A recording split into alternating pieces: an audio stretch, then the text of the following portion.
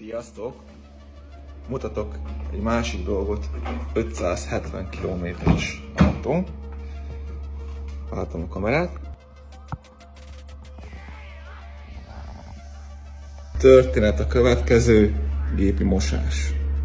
Gépi mosásnál a mosónak a keféje ezt művelte.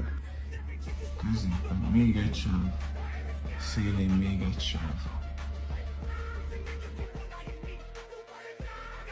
Véget értünk vele, másfél óra kellett a történetnek.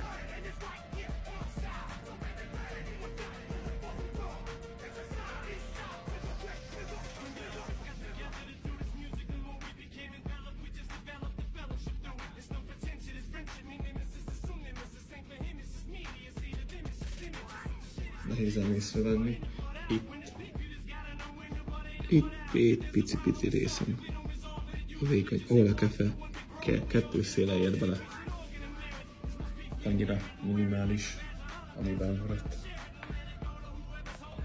Két pici részem marad benne a keféből, nem nagyon tudok mit tenni vele, vagy próbálkozom is teljesen eltüntetem, és azáltal a alkot annyira le fogom vékonyítani, hogy kárt okozok, vagy megbarátkozunk vele, vagy fényezzük. De hát márka szervizben brutál regasz.